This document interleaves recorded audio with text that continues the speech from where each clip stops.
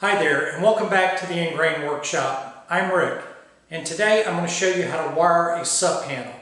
Now last week we upgraded the service entrance to the workshop, and I'll put a link to that video right here. We increased the service entrance from a 6.2 underground with a 50 amp breaker that was tapped directly into my meter to a 4.3 underground with a 100 amp service that was installed at my house panel the way it should have been. So let's get started.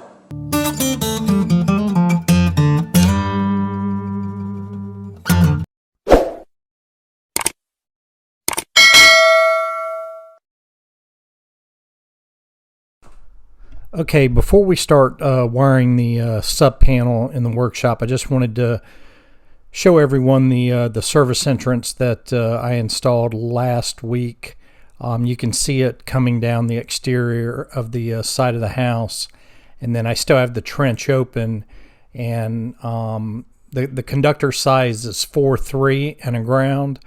It's inside a 1.25 inch conduit, PVC conduit. That runs from the house all the way back here to the workshop. You can see I do have some water in the trench. I doubt that's to code. So, here at the workshop, I do have a 1.5 inch 90 that 90s up into the slab, under the slab and into the workshop. And here is the 1.5 inch conduit with the conductors inside. And that's just going to come up to the bottom of my panel. This is my existing panel. You can see this is all just temporarily wired. So instead of pulling out all the existing breakers, I just went and labeled them with painter's tape, and I also labeled the conductors that go with those particular breakers. That way I would know how everything kind of gets put back. So here I'm starting with the number 4 black hot wire, which is the new service entrance, and it's going to allow us to have 100 amp service instead of 50 amps. And you can see that I'm attaching it to the lug here at the top of the panel. It really doesn't matter which lug it goes into. Each leg is going to be 120 volts for a total of 240. So I'm going to attach the black hot wire to the right side. That's just the way I prefer to do it. And then I'm going to take and run the red hot leg over to the left lug and install it on the left side of the bus bar. You'll also see that I'm taking my time, and I'm making sure that everything is wired up neat. If you looked at my house panel in the last video, you'll see that it looks like a spider's web, and I'm just trying to really make this panel clean. This is the first panel that I've wired from scratch, so I just want to make sure I do a good job and keep everything clean and organized. So like I'd mentioned before, this is a square D panel. This has a ground bar on the right side and a neutral bar on the left side. So what I just installed was I think it's a number 6 bare, or maybe a number 8 bare ground to the ground bar. And again, you can see I'm just paying attention to how the wires are being pushed. Try to get everything up against the outside of the box and up against the back, and just keep everything flush, neat, and nice. All the wires coming in, I want to make them parallel. And just really do a good quality job. Whenever you do something for yourself, you always seem to, take a little extra time and do a quality job. And, I don't do that just for myself. If I'm working on a piece for a client or anything, that's just the mentality that I have. So you can see here, I'm coming in with the red hot leg, and just making sure that I've got it flush against the side and the back of the panel, and then I'm just going to dry fit it here. That way I'll know where to cut it, and then I can cut it down to size and peel back probably about an inch of insulation, and go ahead and terminate that into the left lug, and then I'll have both my black hot and my red hot terminated into the bus bars. And you can see I'm just using just a straight razor knife just to score it all the way around.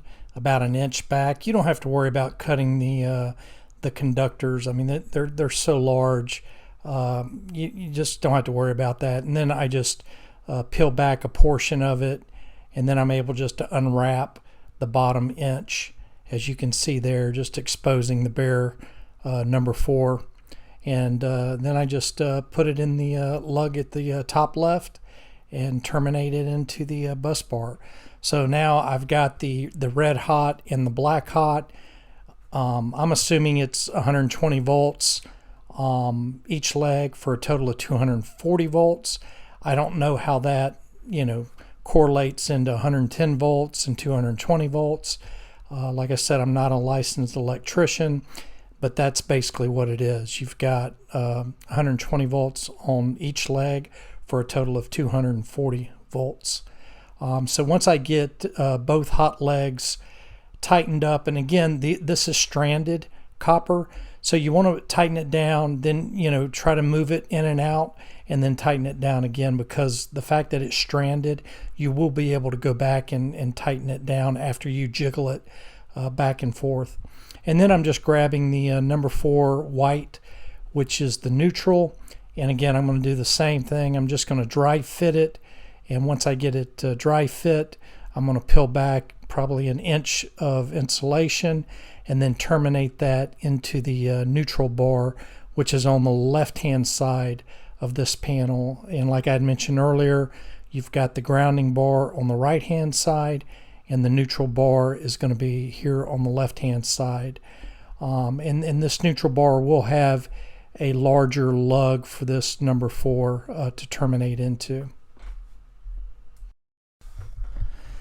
So once I tighten up the lug here on the neutral bus or neutral bar, that's pretty much going to wrap up the installation of the main feeders that feed into this sub panel. And as you can see there, starting from the left, I've got my neutral, then my red hot leg, then my black hot leg, and then to the far right there, I've got my bare copper ground.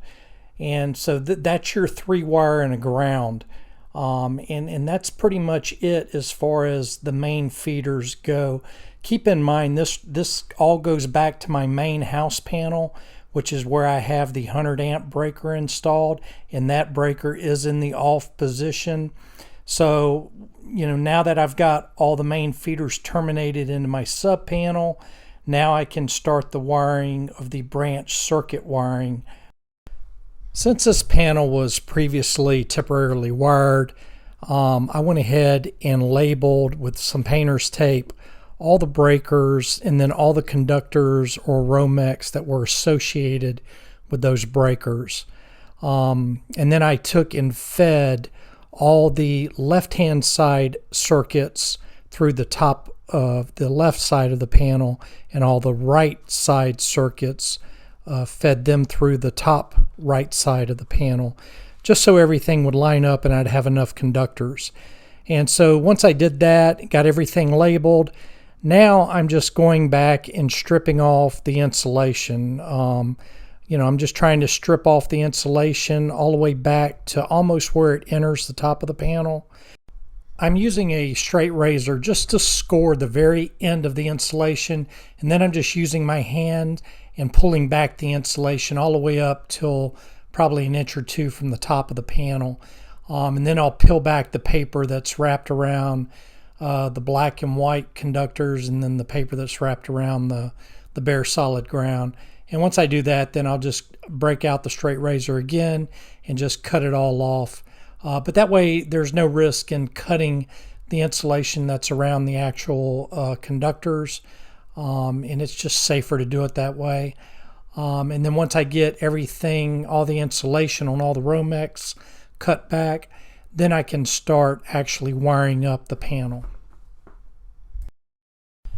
Now that I've got the insulation removed from all the Romex, at least on the branch circuits on the left side of the panel, now I'm going to start wiring up the individual breakers.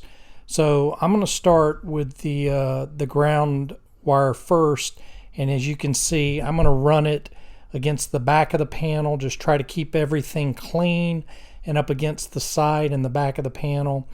On the left-hand side, all the grounds are going to have to go over to the right side of the panel. So I'm going to have to take and run them across the top and then down the right side.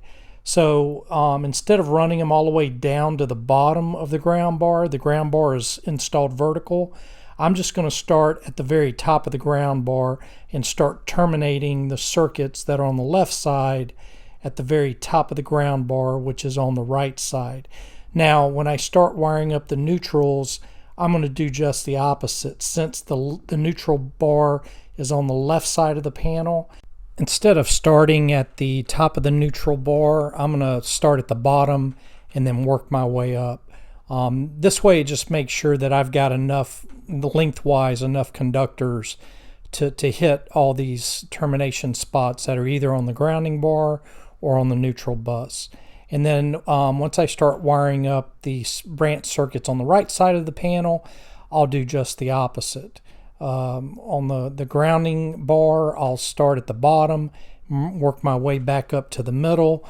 As far as the neutrals go for the branch circuits on the right side, I'll run those over to the left side of the panel and start terminating those at the top of the neutral bus, working my way down to the middle.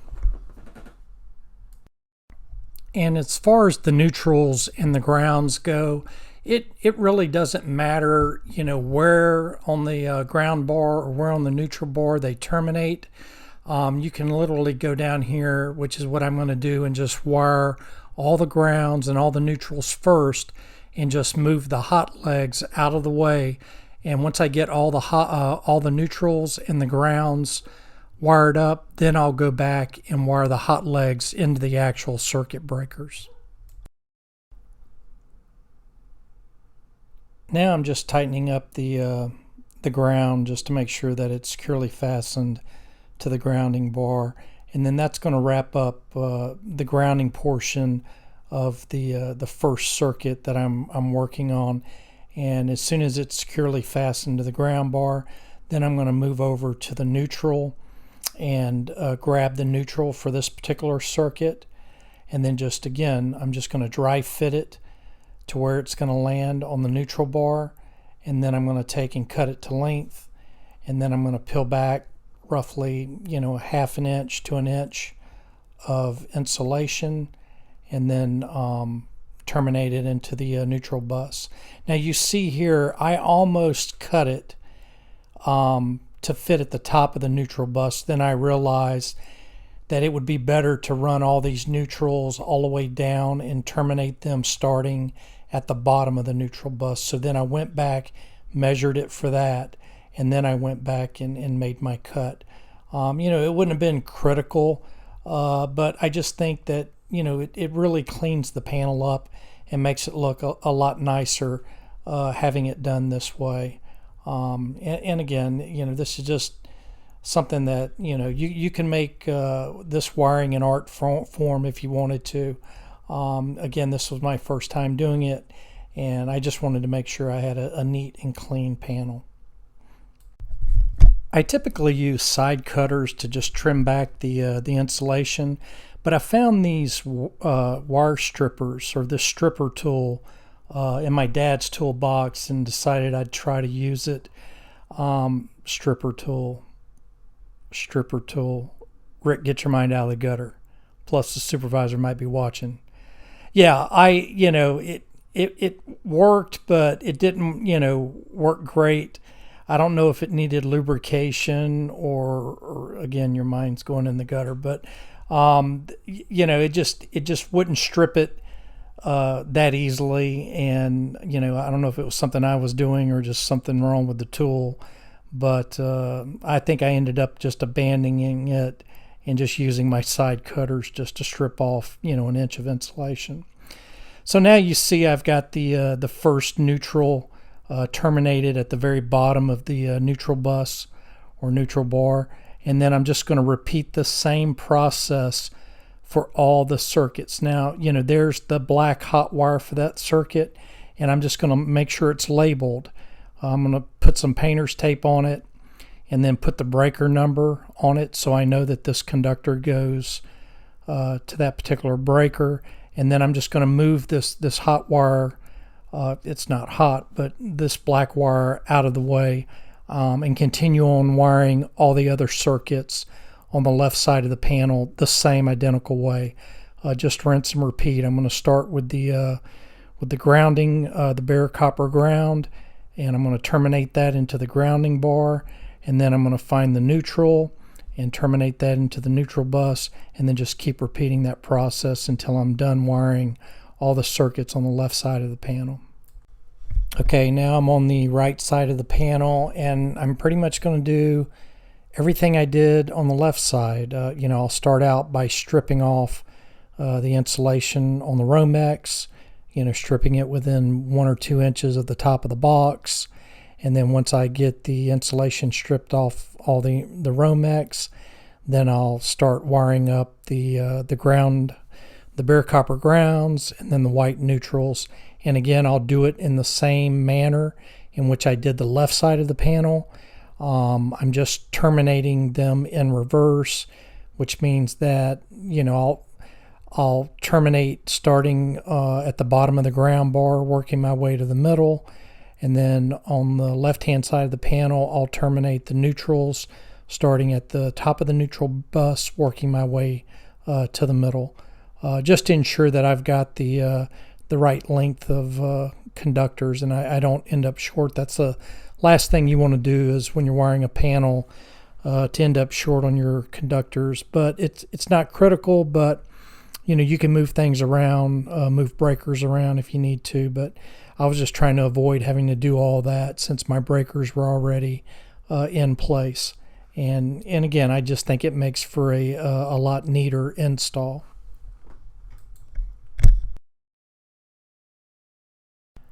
As far as the Romex wire colors, the insulation colors, you probably noticed there was a white piece of Romex that was on the left side of the panel. That was for my lighting circuit that lights all my LED lighting in the shop. And that's a 14 gauge wire. That's why it's white. All the yellow Romex that you see here is 12 gauge wire. And that's for just all the typical branch circuits that feed receptacles, my shop equipment like the table saw, air compressor, dust collector.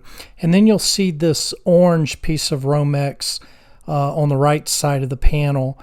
That's an actual 10 gauge wire, and that's going to be the wire that's going to feed the 30 amp breaker that will eventually feed the new Mr. Cool unit that I'm going to install in the workshop. So that's just the color classifications for the Romex. There might be more, but those are the only 3 that I'm aware of. Again, the white is for 14 gauge, and the yellow is typically 12 gauge, and then the orange is 10 gauge. Now the wiring for all the neutrals and the grounds are complete. And you can see I tried to make it, as neat as possible. For a first timer, I think these terminations looked fairly neat. So from here, I'm going to start wiring up all the hot legs into their appropriate breaker.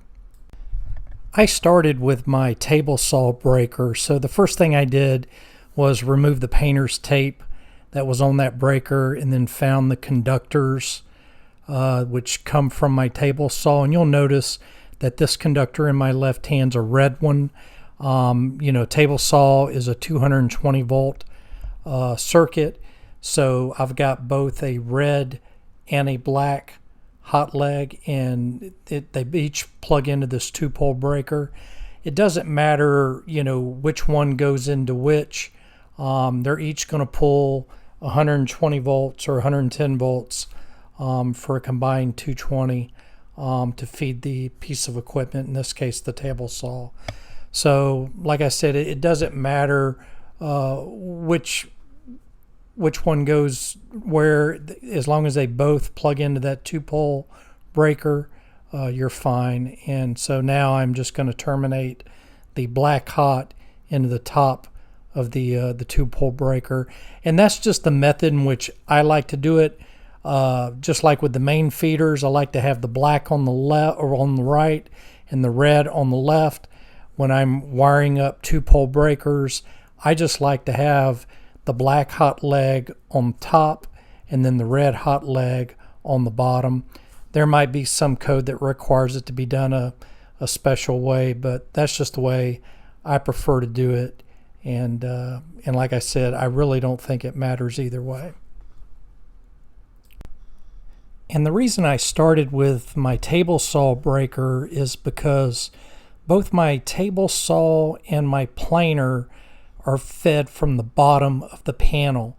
So I was using the existing Romex. This wasn't new Romex. So that's one reason why I didn't move the breakers around, because this Romex was already cut.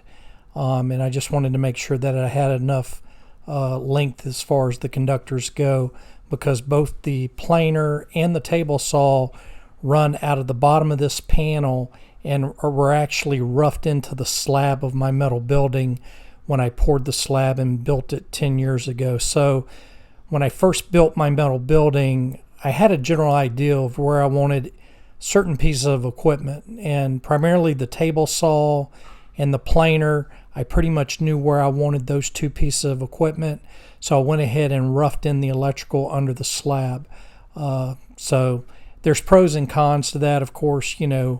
Now it's hard to move them because you're already roughed in under the slab. But I think if you pre-plan and you pretty much know where you want to put the general, large pieces of equipment that you're going to be using in your workshop, you'll be fine.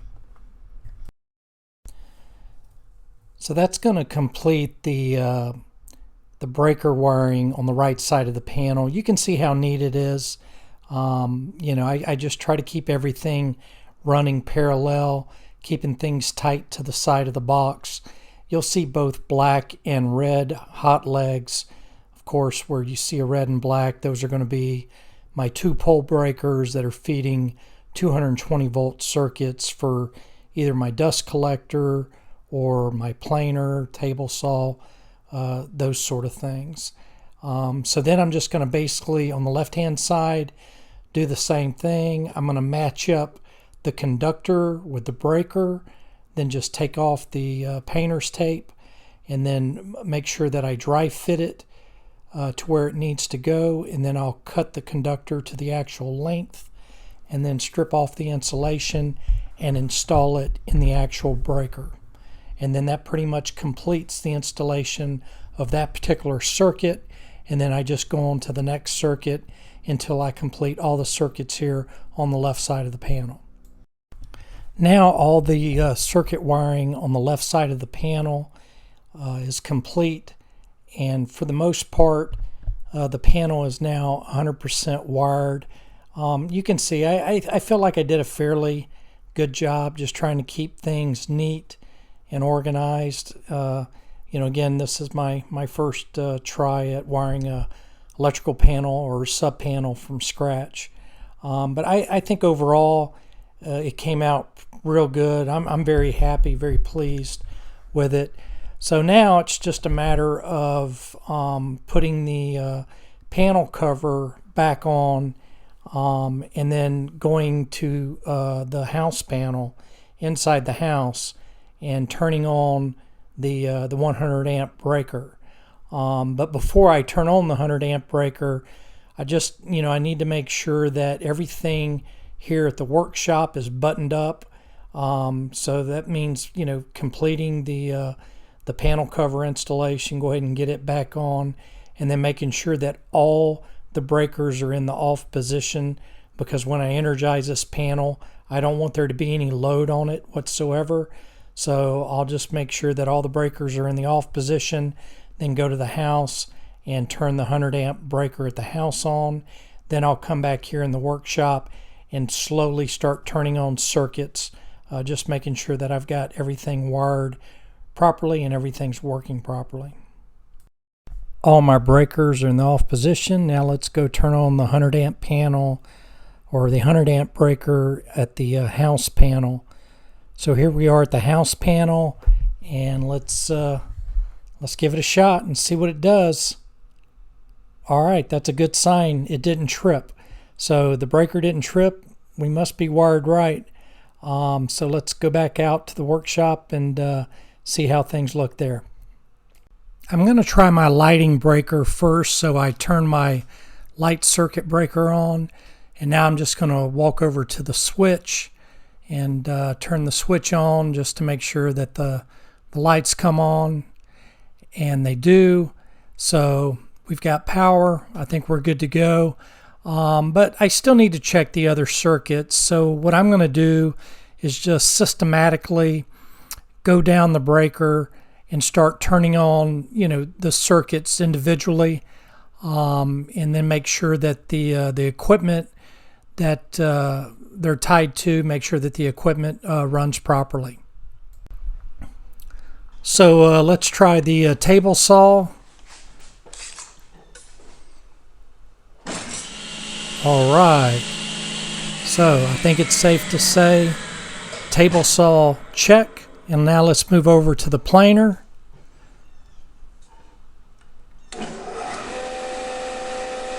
All right, planer check, and then one last piece of equipment we'll test is the dust collector, and keep in mind these are all 220 volt circuits.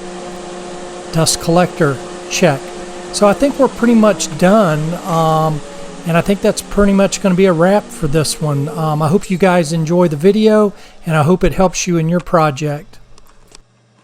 Well, that's going to wrap up the video on how to wire a subpanel. I hope this video helps you in your project. If it did, please leave it a thumbs up. I'll leave a link in the description below to all the equipment and products that I used.